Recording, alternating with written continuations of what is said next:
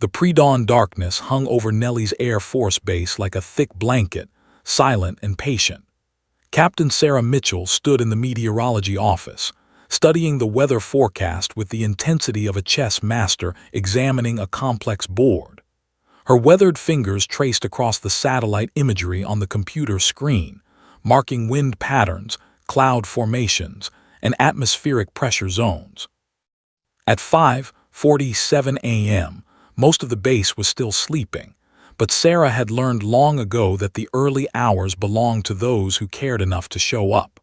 14 years of cargo operations had taught her that visibility and altitude meant everything. They meant the difference between a smooth delivery and an impossible situation. And Sarah Mitchell never failed a delivery. She'd been flying C-130 Hercules transport planes since 2010, back when she was still eager to impress, still hopeful that dedication would lead somewhere. The early years had been different. She remembered the excitement of her first command, the respect she'd felt from her crew, the sense that she was part of something larger than herself. But somewhere between her 5th and 6th year of service, something shifted.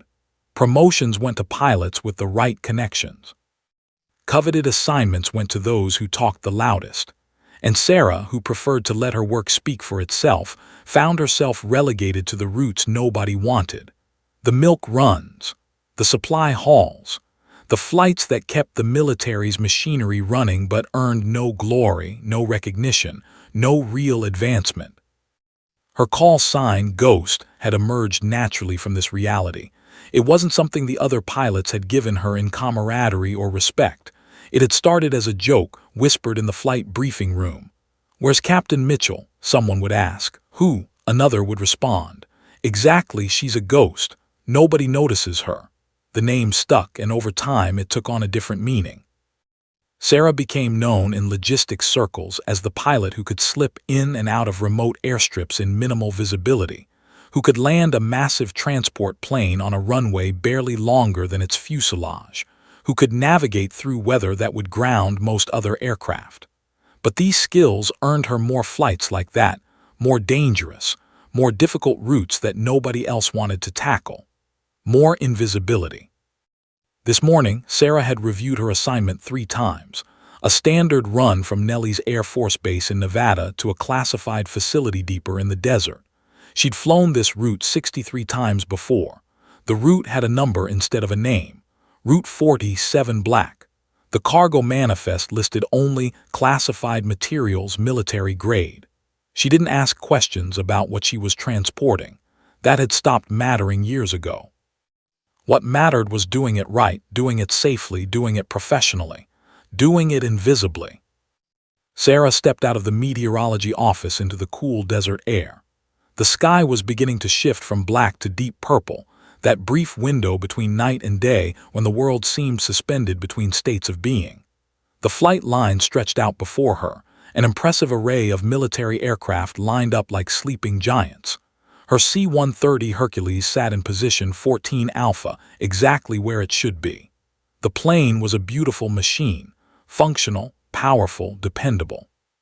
Sarah had always felt a kinship with the aircraft. Like her, it did what it was designed to do without complaint, without seeking attention. It simply existed to serve, to transport, to deliver. She made her way across the tarmac, her boots echoing slightly on the concrete. The base was still mostly quiet, though maintenance crews were beginning to move around, starting their pre-flight checks on various aircraft. Nobody acknowledged her as she passed. She'd stopped expecting acknowledgement years ago. The handful of crew members assigned to her flight nodded respectfully. They were good people, professional and dedicated. But even they seemed to exist in a separate sphere from her. They followed her orders, did their jobs well, and maintained professional distance. It was better that way, less complicated. The Hercules' massive cargo hold yawned open, waiting to be loaded. Sarah ran her hand along the fuselage, a habit she'd developed over hundreds of flights. It was a tactile way of checking for problems, understanding the plane's condition beyond what instruments could tell her. Her maintenance crew moved efficiently around her, securing the pallets of cargo that had been loaded earlier. She knew each crew member's name, their family situations, their concerns. She asked about their lives, listened to their answers, and never spoke about her own. They probably assumed she had nothing outside of flying. They wouldn't be entirely wrong. Sarah pulled out her weather folder again, reviewing her findings. Clear skies for the first part of the journey. Some turbulence possible over the ridge lines. A slight wind shear around the target altitude. Nothing problematic. Nothing that would cause a second thought for any competent pilot. But Sarah had learned to never take anything for granted. She'd seen good pilots make small mistakes that cascaded into problems. She'd seen bad luck strike suddenly and without warning. The desert was unforgiving. The sky was indifferent. Your skill and attention were all that stood between safe arrival and catastrophe. At 6:15 a.m., her supervisor, Major Derek Caldwell, appeared with her flight clearance papers. He didn't meet her eyes as he handed them over. "Route 47 Black, 800 hours departure," he said, his tone perfunctory. "Standard procedures. You've got this, Captain." That was the extent of their interaction. Caldwell had never once asked her how she was doing, never inquired about her career aspirations, never treated her as anything more than a scheduling entry and a signature on a form. She was the solution to his problem. He had a route that needed flying, and Ghost was always available. Perfect. Sarah climbed into the cockpit, settling into the left seat with the comfort of absolute familiarity. Lieutenant James Chen, her co-pilot, was already there, running through his own instruments. He was good, young but meticulous, the kind of officer who might actually have a real career ahead if he avoided the politics. Sarah began her pre-flight checklist with ritualistic precision. Every switch, every gauge, every system checked and documented. An observer might have found it tedious, repetitive, even obsessive. But Sarah understood something most people didn't. This thoroughness, this attention to detail, this refusal to take anything for granted, this was love in its purest form. This was respect for the machine, for the crew, for the passengers depending on her, and for herself. At 7:55 a.m., Sarah requested taxi clearance. 5 minutes later, she pushed the throttles forward. The massive aircraft began rolling down the runway, slowly at first, then with gathering momentum. The wheels lifted. The desert fell away beneath her, and Ghost began her invisible journey into the sky, carrying mysteries nobody asked about, flown by a pilot nobody really noticed, heading toward a morning that would change everything, though Sarah Mitchell had no way of knowing it yet. 30 miles away from Sarah's C-130, at Nellis Air Force Base's Combat Operations Center, Captain David Reeves was in his squadron's ready room, reviewing maintenance logs on a cup of coffee that had gone cold an hour ago. The F-22 Raptor was the most advanced fighter aircraft in existence, and Reeves took that responsibility seriously. Every bolt mattered. Every system had to be perfect. He'd been flying Raptors for 11 years, and he'd never gotten complacent about the responsibility. The alarm started as a low pulse, barely noticeable at first, then building to an insistent wail. "Scramble, scramble. All available F-22s, scramble immediately." The command center's voice crackled through every speaker in the ready room. Reeves was moving before the announcement finished, muscle memory and training taking over. Within seconds, he and his wingman, First Lieutenant Marcus Torres, were sprinting toward the flight line. The ground crew was already pre-flight, eyeing the 2 jets assigned to immediate response duty. Helmets were grabbed, flight suits confirmed, oxygen connections verified. Reeves climbed into the cockpit of his Raptor with practiced efficiency, strapping in and beginning his startup sequence. Ghost 17 reports unidentified contact moving at supersonic speed, erratic flight path, now vectoring directly toward her aircraft. The scramble briefing officer transmitted through the headset. "Contact origin unknown. Possible hostile. You are cleared for immediate launch. Priority intercept and identification." Reeves felt something shift in his chest, that familiar blend of adrenaline and absolute focus that came with combat operations. His hands moved through the startup checklist with methodical precision. Hydraulics online. Engines spooling up. The twin turbofans of the F-22 whined to life, their combined power ready to propel over 65,000 pounds of advanced military hardware into the sky at supersonic speed. Ghost 17, Reeves heard through the communications net. 2 F-22 Raptors launching immediately. ETA to your position 17 minutes. Maintain current heading and altitude. But Reeves knew 17 minutes was an eternity in combat situations. A lot could change. A lot could go wrong. He pushed the throttles forward as the ground crew pulled away the boarding ladders. The Raptor began rolling toward the runway, its canopy sealing with a hiss of pressurized air. Beside him, Tor's aircraft moved into formation position. The desert runway stretched out before them, heat shimmering off the concrete. Reeves lined up his aircraft with the center stripe and called to the tower. Raptor 11, requesting immediate launch clearance. Raptor 11, you are cleared for immediate launch. Wind calm, visibility unlimited, came the response. Get airborne and get fast. Reeves pushed the throttles into afterburner range. The engine screamed like something alive, hungry. The Raptor surged forward with incredible acceleration, the runway blurring beneath the landing gear. Within seconds, the nose came up. Airspeed indicators climbed rapidly through 120 knots, then 150, then 180. The wheels left the ground, and the F-22 clawed its way into the Nevada sky. Raptor 11 airborne, Reeves reported, immediately banking hard to the left, climbing at a steep angle. The G-forces pressed him into his seat, but after 11 years he was used to the sensation. Raptor 12, join formation. Raptor 12 rogered, Tor's voice came back, his aircraft sliding into position off Reeves' right wing. The two fighters climbed rapidly, the desert falling away below them. But there was no time to appreciate the view. Their focus was on one thing, reaching Ghost 17 and her mysterious contact. Raptor Flight, this is command. The controller's voice came through, clipped and professional. Unidentified contact is currently 40 miles from Ghost 17. Contact is still registering supersonic, still on intercept vector. You need to get there yesterday. Can you push speed? Raptor 11, negative, maximum afterburner already engaged, Reeves replied.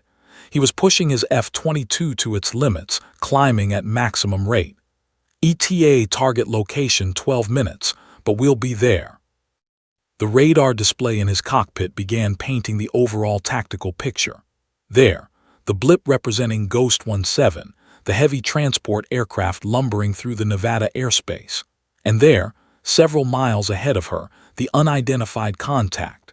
It was moving in ways that Reeves had never seen before, not the smooth arcs of a conventional aircraft, not the predictable patterns of a satellite or aerospace vehicle. This thing was moving like it had a mind of its own. Raptor 11, be advised, the command center transmitted. The contact has shifted vector 3 times in the last 30 seconds.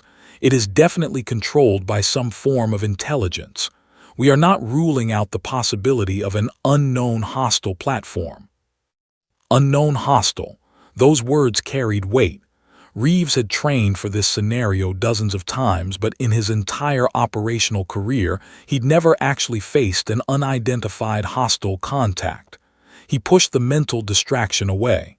Focus on the mission. Get there. Identify. Engage if necessary. All units be advised. Another voice came through the net, a general's voice, grave and authoritative. This contact is to be treated as potential national security threat. Raptor Flight, you are authorized to use all available means for identification. Force if necessary, but priority is information gathering. The Nevada terrain streaked past below them at incredible speed. Reeves and Tors were pushing their aircraft to the edge of their capabilities, every system operating at peak efficiency. The heat from the afterburners left brilliant trails of flame in their wake, visible for miles in the crystal-clear morning air. Raptor 11, you are now 20 miles from target, the controller called out. Contact is 12 miles ahead of Ghost 17 and closing, 8 minutes to intercept. Reeves could see it now, the massive shape of the C-130 Hercules moving through the sky ahead. It was a beautiful aircraft, capable and strong, the kind of plane that could survive almost anything. But against an unknown supersonic contact, it was vulnerable. An unarmed transport plane with a crew of 8 and a cargo hold full of classified materials. Ghost 17, this is Raptor 11, Reeves transmitted, his voice calm and professional despite the incredible speed at which his aircraft was moving. We have you visual. We are inbound to your position. Do not attempt evasive maneuvers. We will assess the threat and protect your aircraft. For the first time, Sarah Mitchell heard a human voice from the interceptor that was coming to save her. Heard the confidence in that voice. Heard the absolute certainty of a trained military pilot who knew his job and was ready to do it. Raptor 11 Ghost 17, Sarah responded. Visual on your formation, thank God. Contact is still approaching. It's erratic, unpredictable. Whatever it is, it knows how to fly. Understood, Ghost, Reeves said, and something in the way he used her call sign made Sarah feel seen. We're going to find out what we're dealing with. Hold your position. Let us handle it. The two F-22 Raptors accelerated even more, pushing toward the unidentified contact at speeds exceeding Mach 1.8. 4 minutes away now. 3. Reeves armed his aircraft's sensors, targeting systems coming online. His finger hovered near the weapon's controls. Whatever was out there in the Nevada sky was about to meet the most advanced military aircraft in the world. And Captain Sarah Mitchell, the invisible cargo pilot, was no longer invisible. The closing distance was measured now in miles, then hundreds of yards. Captain David Reeves' targeting systems locked onto the unidentified contact, painting it with radar energy, trying to get a clear picture of what they were dealing with. But the return signatures were wrong, fragmented, scattered, inconsistent. This wasn't a solid aircraft. This wasn't anything Reeves had ever seen before. Contact is now 5 miles ahead, his weapons officer, Lieutenant Chen, no relation to Sarah's co-pilot, called out. Multiple radar returns in close proximity. Sir, I'm getting reflective signatures consistent with. I'm not sure what those are. They're scattered across a wide area. Multiple returns, Reeves frowned. Give me a 3-dimensional plot. The radar image refreshed, and what appeared on his screen made Reeves' breath catch. It wasn't one object. It was many. Dozens, possibly hundreds of small contacts spread across a 5-mile radius, all moving with slight variations in velocity and trajectory. They weren't approaching Sarah's aircraft. They were falling. Command, Raptor 11, Reeves transmitted immediately. The contact is not a unified aircraft. We are seeing multiple radar returns scattered across a 5-mile area. Signature characteristics suggest debris field. I repeat, possible debris field, not hostile platform. In the C-130 Hercules, Sarah's hands had begun to relax slightly on the controls. Whatever this was, the F-22s had arrived. Whatever this was, she was no longer alone. But as the radio chatter continued, and as she strained her eyes looking out at the Nevada sky ahead, she saw it. At first, it was just a glint, a flash of sunlight off something metallic, then another, and another. Her eyes widened as she realized what she was looking at, objects falling from the sky, hundreds of them, tumbling, spinning, their surfaces catching the morning sun and reflecting it in brilliant flashes. Chen, she said quietly, look ahead, 2 o'clock position. Her co-pilot's eyes went wide. Captain, what the hell are those? That, Sarah said slowly, understanding flooding through her, is what we were chasing. The F-22s descended toward the debris field at a controlled rate, their advanced sensors drinking in data. Reeves watched his screens as the targets became clearer, more defined. Large pieces, small pieces, some spinning wildly, others tumbling slowly. The signature was becoming unmistakable to an experienced pilot and weapons officer. Debris field confirmed, Chen reported. Sir, comparing signatures to our database. These are consistent with satellite components. Large satellite looks like it underwent catastrophic failure. Fragmentation pattern suggests violent separation of major structural sections. Reeves felt something shift in his chest, not fear exactly, but the profound realization that they had just witnessed evidence of something significant. A satellite falling from the sky.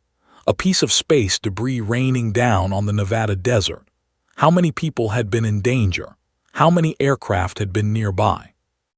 Ghost 17, Raptor 11, Reeves transmitted, his voice steady and professional. We have visual confirmation of debris field. Multiple large pieces of satellite debris spread across approximately 5 miles. No active threat identified. No hostile platform. You are safe. The relief in Sarah's voice was audible even through the radio static. Raptor 11, Ghost 17, thank God. Do you know what satellite? Working on that now, Reeves replied. He banked his F-22 sharply, positioning himself for a closer look at the larger debris pieces.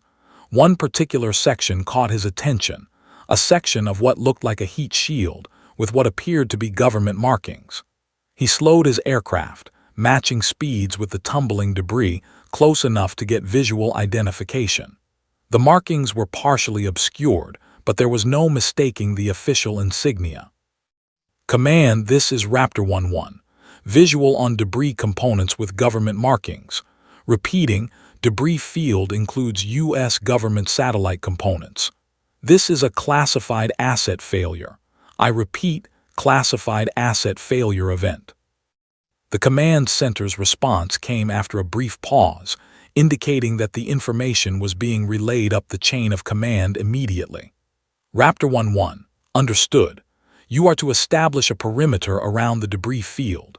No civilian aircraft to approach within 20 miles.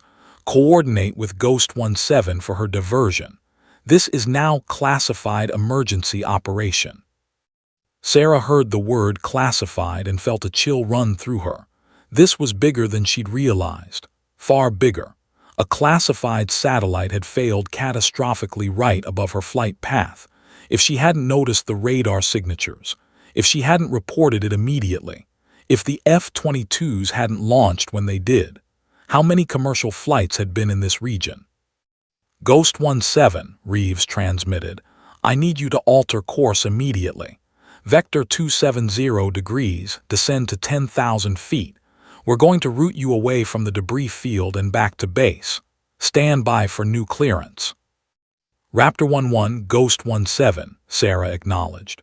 Altering course 270 degrees, descending to 10,000 feet, standing by for clearance.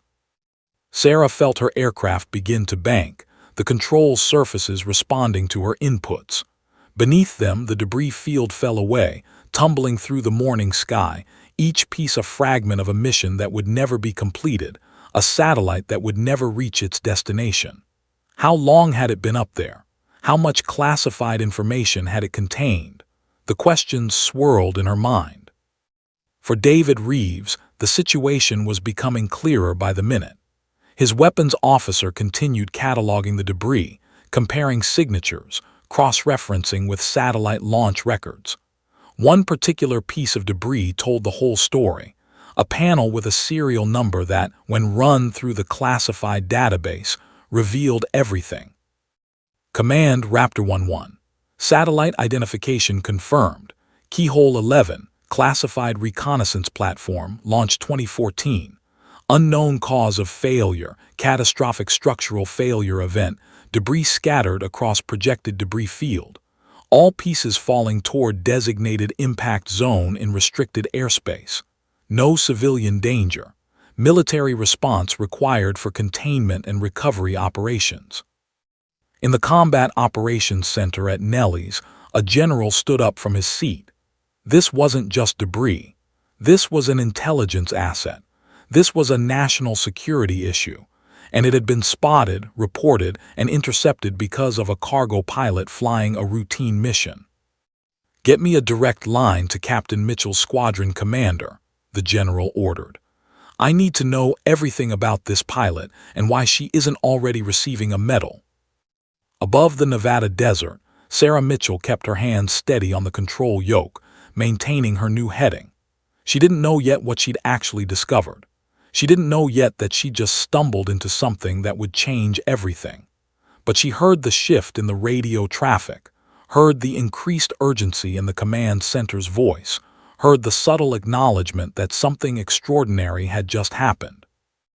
David Reeves, circling above the debris field in his F-22 Raptor, made a note in his mind.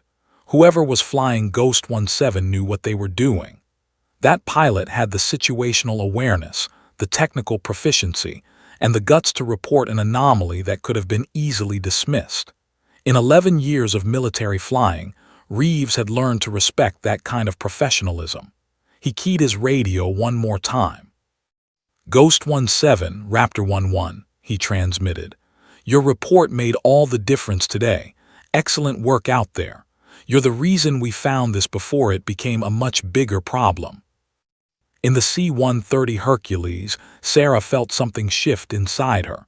For the first time in 14 years, she wasn't invisible. Someone had noticed her work. Someone important had seen her. And everything was about to change.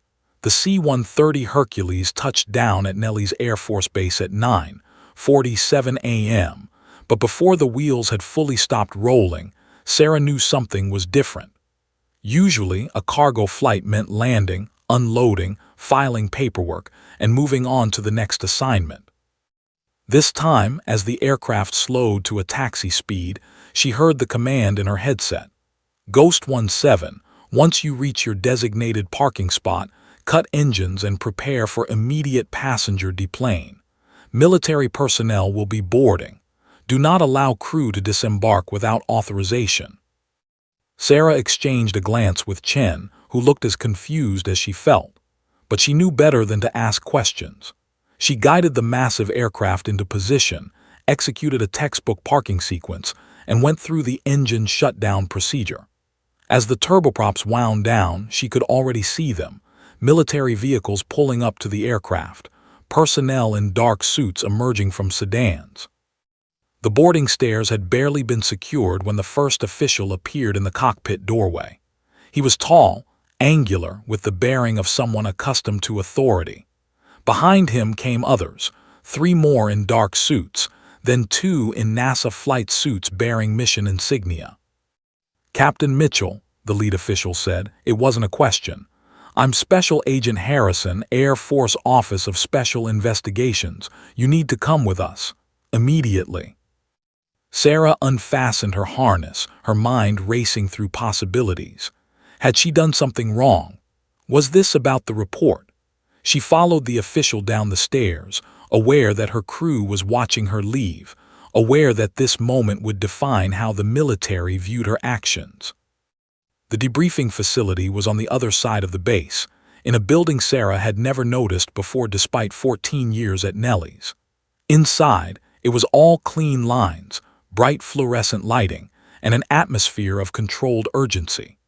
She was led into a conference room with a long table, chairs positioned carefully, and technical equipment lining one wall, computers, monitors, recording devices. "Sit," Agent Harrison instructed, gesturing to a chair. Sarah sat. The officials arranged themselves around the table, 3 Air Force intelligence officers, 2 from NASA, one who introduced himself as Dr. Marcus Chen from the Aerospace Engineering Division. "Captain Mitchell, we need to walk through your entire morning from the moment you received your flight assignment," Agent Harrison began. "Everything you saw, heard, or observed on your instruments. We're recording this and we need absolute accuracy. Understood?" Sarah nodded, and for the next 40 minutes she recounted every detail: the weather briefing, the takeoff, the crew's flight, the exact moment she noticed the blip on her radar, the altitude readings, the erratic movement patterns, how long she'd watched before reporting, exactly what she'd said to air traffic control, every input, every observation, every professional decision she'd made. The officials listened intently, occasionally asking questions, requesting clarification on specific technical details. One of the NASA representatives leaned forward. "Captain, when you first detected the contact, why did you immediately report it? Many pilots might have hesitated, concerned about false reports affecting their record." Sarah answered without hesitation. "Because my job is to safely transport cargo and crew. Anything that might impact that safety is reportable. Professional responsibility doesn't have contingencies." Dr. Chen nodded appreciatively. "And your instrument readings, you maintained accurate tracking throughout?" "Yes, sir. I recorded everything. My instruments are reliable, and I maintain the highest standards on verification before reporting." Another official pulled up her flight data on one of the monitors. "Your C-130's avionics recorded everything. We're cross-referencing your oral report with the actual data logs. So far, 100% correlation. Your observations were precise." The lead NASA representative, a woman named Dr. Patterson with steel-gray eyes, leaned back in her chair. "Captain Mitchell, do you understand the significance of what you detected?" "I detected a radar contact moving at supersonic speed with erratic flight characteristics in restricted airspace," Sarah replied. "The F-22 intercept confirmed it was satellite debris. I understand that's significant from a national security perspective." "It's more than that," Dr. Patterson said quietly. Keyhole 11 was a classified reconnaissance satellite that experienced catastrophic structural failure this morning at 8:45 a.m. The debris field was projected to scatter across a significant portion of Nevada airspace. 3 commercial flights were in the region when the failure occurred. All 3 had to be diverted based on the emergency alert. Your detection and report enabled that diversion within 11 minutes of the satellite failure. Without your observations and report, those aircraft might have flown directly into the debris field. Sarah felt something shift in her chest. She'd known it was important, but hearing it stated so directly, knowing that her actions had prevented potential loss of life, was overwhelming. "There's more," Agent Harrison said. "Keyhole 11 was carrying classified intelligence materials. The debris field also included sensitive components that needed rapid containment. The Air Force and intelligence community launched a major recovery operation based on your initial report. You essentially triggered a national security response that has already proven critical to maintaining operational security." Dr. Chen pulled up a complex debris trajectory analysis on the screen. "We ran the numbers. If the satellite had failed 30 minutes later, the debris field would have scattered across populated areas. If it had failed 30 minutes earlier, it would have been over major highways. You detected it during the one window where failure minimized civilian impact. That's not luck, Captain. That's exceptional situational awareness and professional excellence." One of the intelligence officers leaned forward. "Your flight data and observations are going to be used as the basis for the entire debris collection operation. Fighter jets are already being deployed to track pieces. Recovery teams are being mobilized. Every bit of your information is being treated as critical intelligence." Sarah sat quietly, processing. In 14 years of service, she'd received acknowledgement perhaps a handful of times. Most days felt like she was pushing a boulder uphill, trying to prove her value to an organization that barely noticed she existed. Now, sitting in this room surrounded by high-ranking officials, she realized that her professionalism had mattered. It had mattered profoundly. "One more thing," Agent Harrison said, sliding a classified document across the table. "We're going to need you to sign a security clearance acknowledgement. Everything discussed in this room is classified at the highest levels. You cannot discuss this incident with anyone except those with appropriate security clearance. Not family, not friends, not other pilots. Understood?" "Understood, sir," Sarah said, and she signed the document. As she was escorting the officials from the debriefing room, Dr. Patterson stopped her. "Captain Mitchell, I want you to know something. In my 30 years at NASA, I've met thousands of pilots. Some of them are brilliant, some are lucky. Very few combine technical excellence with the kind of judgment and professionalism you demonstrated today. What you did wasn't just good work, it was exceptional work. Don't let anyone tell you otherwise. Sarah felt tears threaten, but she blinked them away, maintaining her composure. Thank you, ma'am. As she walked out of that building into the bright Nevada sunlight, Sarah Mitchell realized that the invisible cargo pilot had just become visible to the people who mattered most. Not the media, not the public, but the professionals who understood the value of excellence and dedication. And the day was far from over. By the next morning, Sarah's name was everywhere. The leaked story had first appeared in an aviation industry newsletter, buried in the technical details. Cargo pilot's keen observations trigger classified satellite recovery operation. Within hours, it had spread to mainstream media. News outlets discovered a compelling human interest angle, the overlooked pilot whose professionalism prevented disaster. By evening, satellite trucks had begun parking outside Nellie's Air Force Base's front gates. By the morning of the second day, there were reporters camped on Sarah's residential street. Sarah sat in her living room, watching the circus unfold from her front window. A modest house in a modest neighborhood suddenly transformed into a news story. She counted at least 6 different news vans, each with satellite dishes pointed skyward. Reporters stood in clusters, practicing their opening remarks, checking their appearance in phone cameras. One particularly aggressive journalist had attempted to approach her door at 6:30 a.m. before Sarah had even finished her coffee. She'd refused all interviews. Her commanding officer had other ideas. Major Caldwell appeared at her door at 9 a.m., looking harried and uncomfortable. "Captain, we need to talk about the media presence," he began without preamble. "Air Force Public Affairs wants to schedule press conferences. They want you available for interviews with major news outlets. This is an opportunity to highlight Air Force excellence, and frankly, it's good for recruitment." Sarah's jaw tightened. "Sir, with respect, I'm not interested in becoming a public relations tool." "It's not a request," Caldwell said, though his tone was almost apologetic. "Orders from command.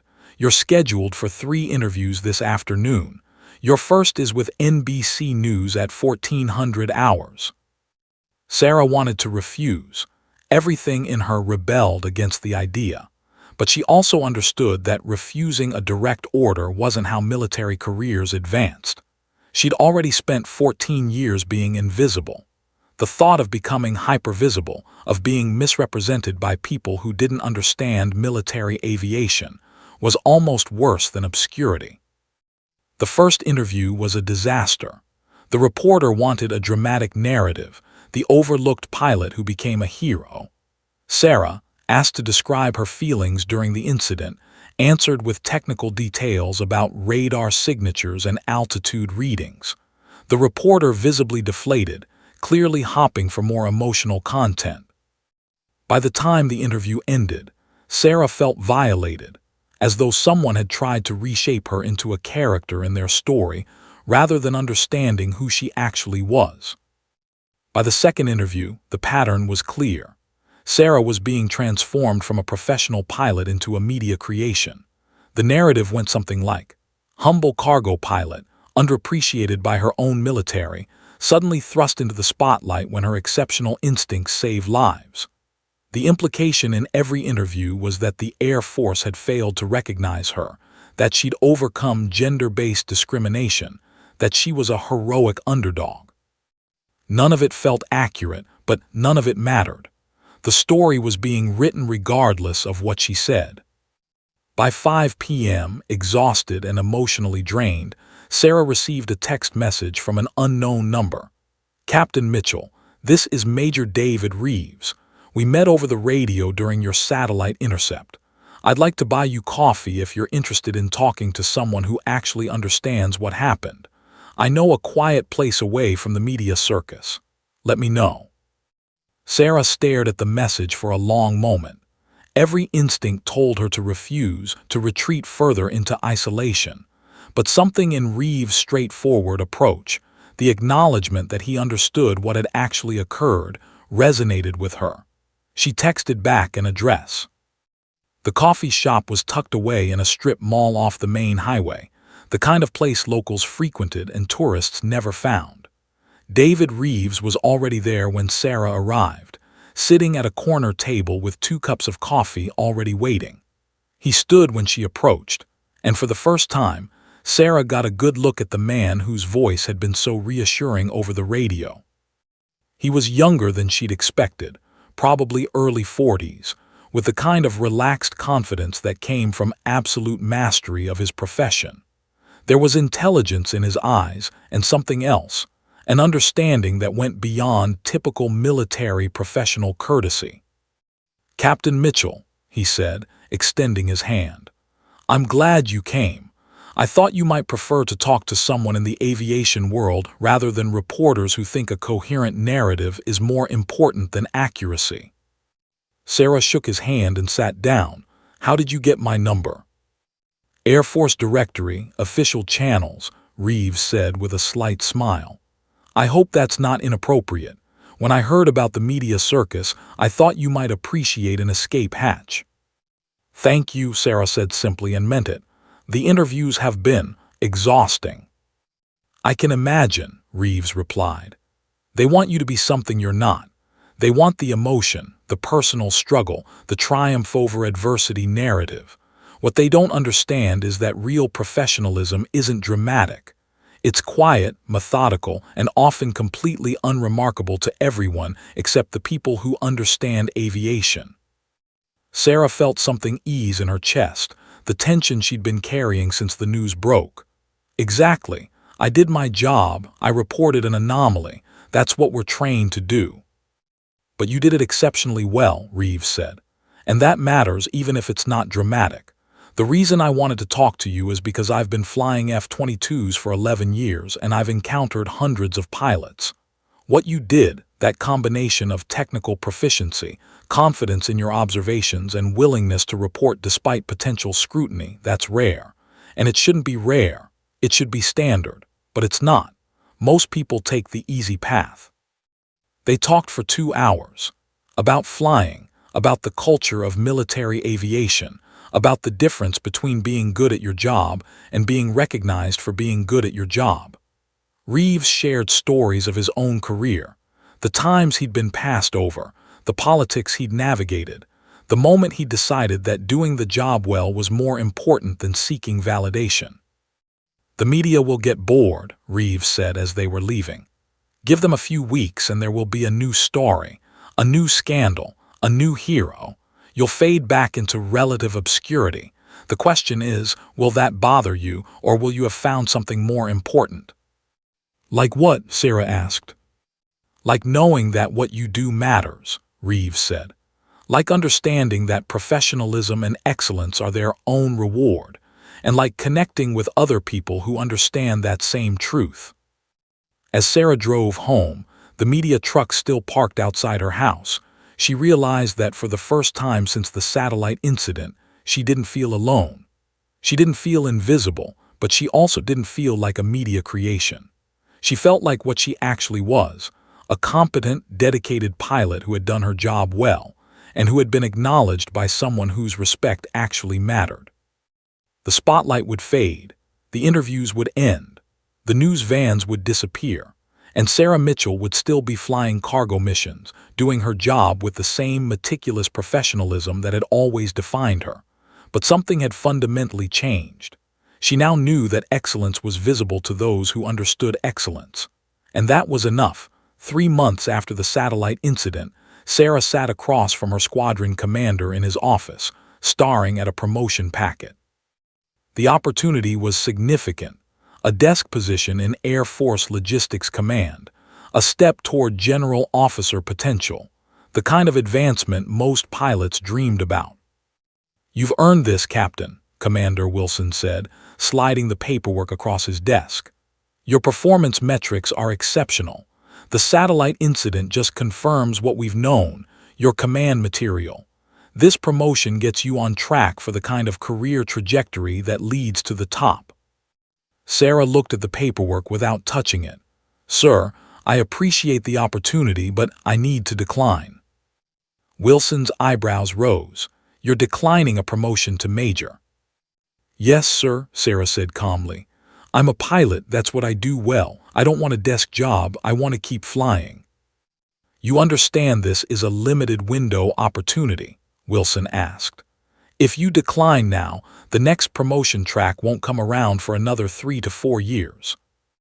"I understand, sir," Sarah replied, "and I'm comfortable with that decision." What Sarah didn't tell him was that she'd realized something fundamental during her coffee conversation with David Reeves. Climbing the ladder meant becoming invisible to the people who actually did the work. She'd spent 14 years as invisible, and now that people finally saw her, she didn't want to disappear into bureaucracy. She wanted to stay where she could make a direct difference. What she did accept was an assignment as a mentor and trainer for the Cargo Operations Squadron.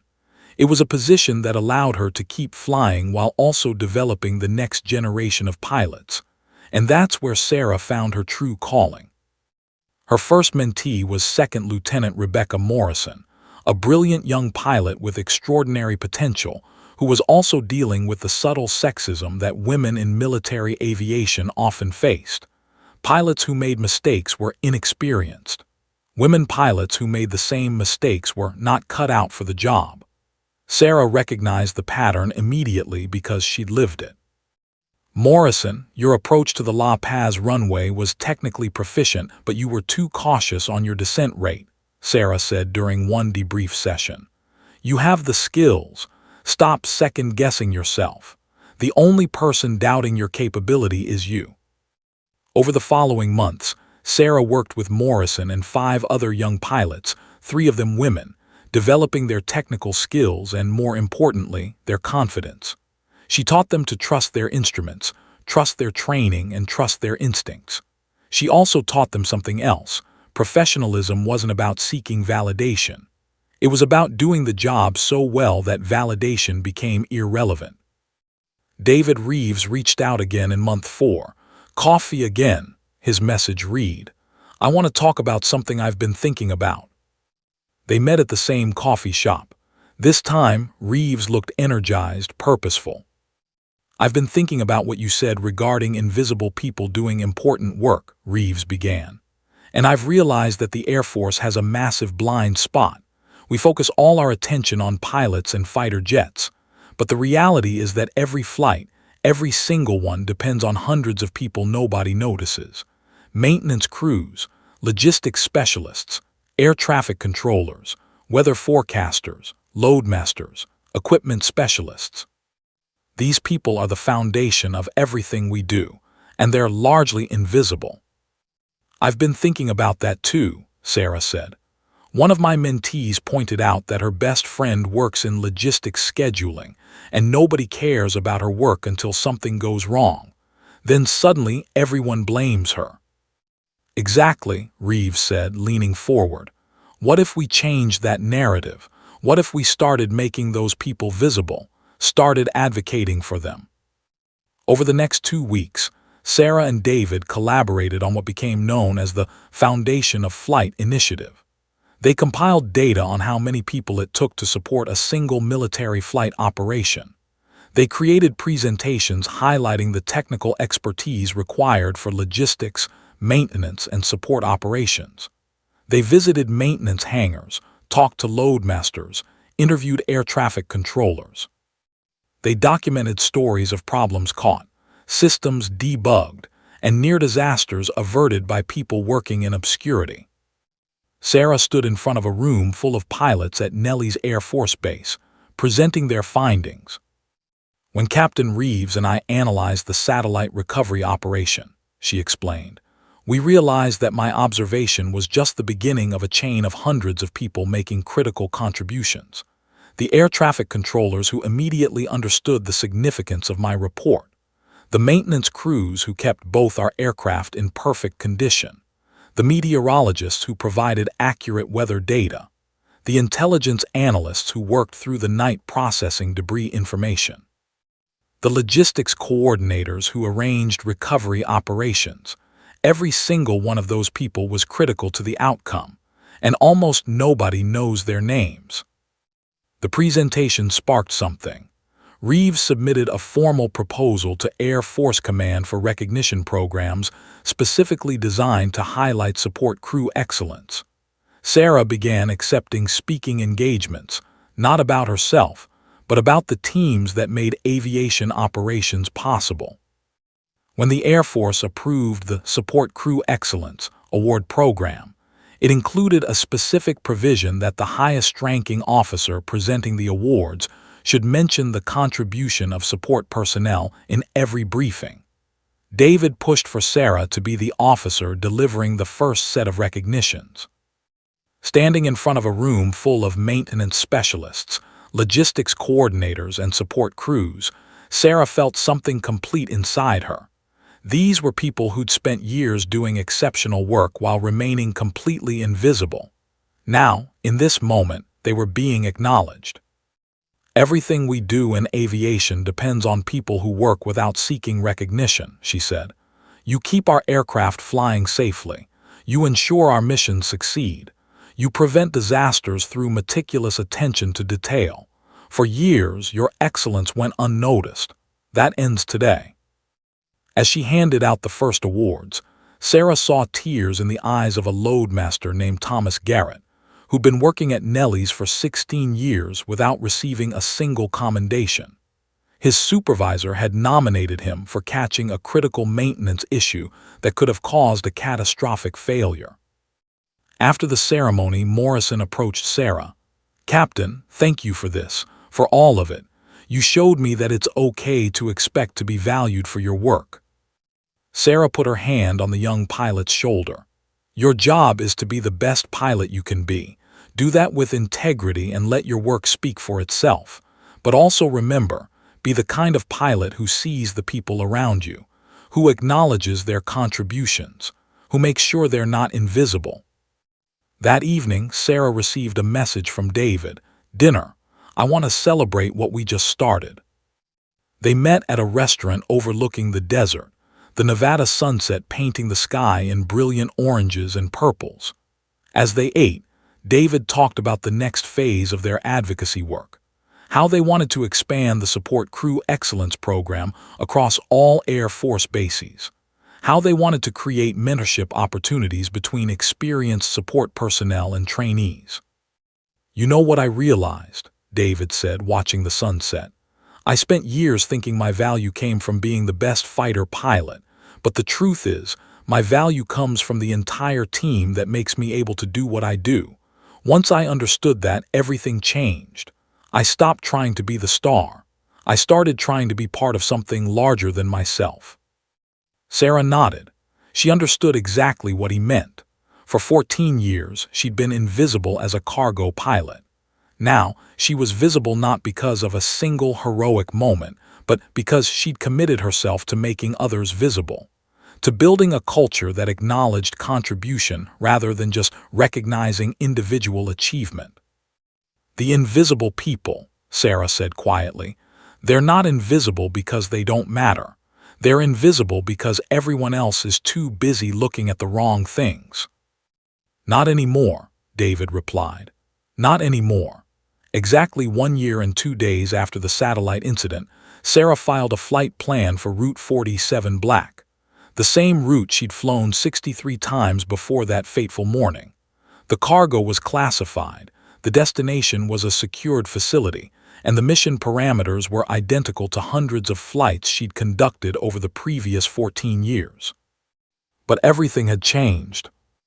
As she conducted her pre-flight inspection, Sarah moved with the same meticulous precision she always had. Her hands ran along the C-130's fuselage, checking for imperfections, understanding the aircraft's condition through tactile knowledge. The routine was familiar, comfortable, almost meditative, but her mind was in a different place than it had been a year ago. The morning briefing room was crowded. Sarah arrived early, as always, and found herself surrounded by young pilots, her mentees and other officers who'd been through the Support Crew Excellence program that she and David had expanded. Rebecca Morrison was there, reviewing her own flight plan with the kind of focused confidence that Sarah had helped cultivate. When Morrison saw Sarah, she stood and saluted respectfully. "Good luck on your flight, Captain," Morrison said. "You too, Lieutenant," Sarah replied. "Remember, trust your instruments, trust your training, and trust yourself." The flight operations officer, a captain Sarah had worked with for 7 years, approached with her weather briefing. A year ago, this officer had barely acknowledged Sarah's presence. Now, there was genuine respect in his demeanor. "Weather looks excellent for Route 47 Black, Captain Mitchell," he said. "Clear skies all the way. Should be a smooth flight." Sarah nodded, reviewing the forecast. Excellent conditions, exactly as predicted. The kind of morning that reminded her why she loved flying. No drama, no complications, just a well-executed mission. At 8:00 a.m. she requested taxi clearance. The control tower response came immediately, professional and warm. "Ghost 17, you are cleared for taxi. Welcome back to the route, Captain. Safe skis." Welcome back, 2 small words that carried weight. She wasn't just another call sign now. She was Ghost, a pilot whose professionalism was recognized, whose instincts were trusted, whose presence on any mission was valued. The C-130 pushed back from the gate, engines beginning their familiar startup sequence. Sarah's co-pilot for this flight was a young lieutenant named Danny Park, who'd been specifically selected to fly with her after requesting to learn from the best.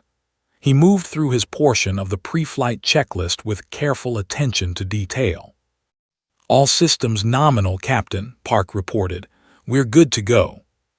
"Acknowledged," Sarah replied. As the aircraft began rolling toward the runway, she thought about the younger version of herself, the pilot who'd filed the same flight plans, conducted the same checks, and done the same excellent work, all while being completely invisible to the people around her. That pilot hadn't changed. Her skill level was the same. Her professionalism was the same. Her dedication was identical. What had changed was the recognition that excellence mattered, and that making others see that excellence mattered was just as important as achieving it. The wheels lifted off the tarmac at 8:47. Sarah climbed smoothly to cruising altitude, and as the Nevada desert spread out beneath her, she felt profound contentment. This was her place. This was where she belonged. "Captain, can I ask you something?" Park said after they'd reached stable cruise. He was young enough that his question came with a slight nervousness to his voice. "Of course," Sarah said. "Why don't you want a desk job? I mean, you could command a whole squadron. You could make general officer rank. Everyone's saying you could be the first female 4-star in logistics command. Why stay in the left seat?" Sarah considered the question carefully. A year ago, she might have given a technical answer. Now, she understood the deeper truth behind the question. "Because the left seat is where it matters," she said. "On the ground, in an office, I'd be making decisions about operations I'm not directly involved with. But here, I'm directly responsible for this aircraft, this crew, this mission, and every person who depends on us to get this cargo safely to its destination. That responsibility matters more to me than rank or recognition." Park absorbed this, then added, "And the support crews. You told us in the advocacy program that you see them as essential to the mission." "They are essential," Sarah confirmed. "Every single one of them. The loadmaster making sure cargo is secure. The maintenance crew who keeps this aircraft in perfect condition. The air traffic controllers guiding us safely. The weather forecasters keeping us informed. The logistics coordinators making sure everything arrives on schedule. If any one of those people does their job less than perfectly, our mission fails. So they're not secondary to what I do. They're equal partners with me in making this flight successful."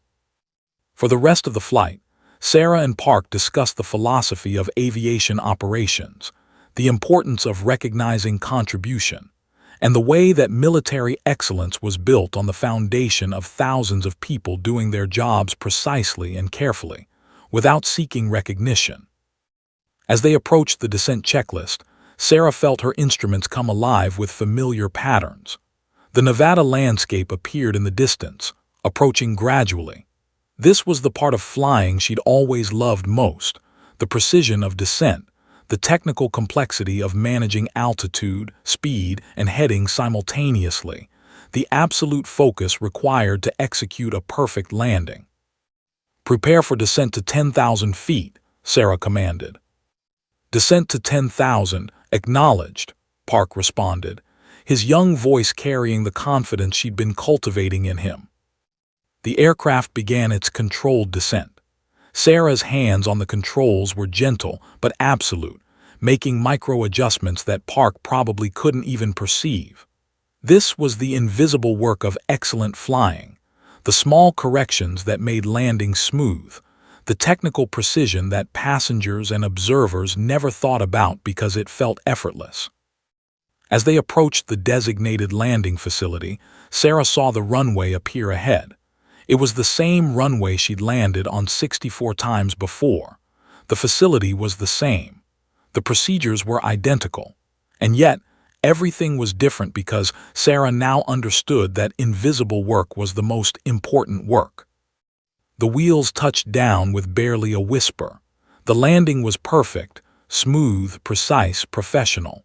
As Sarah taxied toward the parking position, she heard something in her headset that made her pause. "Ghost 17, excellent landing," the ground controller transmitted. "Welcome to the facility, Captain Mitchell. Your professionalism is noted and appreciated." In the ready room back at Nellie's, young pilots gathered around a display showing flight operations for the day. Rebecca Morrison pointed at Sarah's flight data. "There's Captain Mitchell," she said to the other young pilots.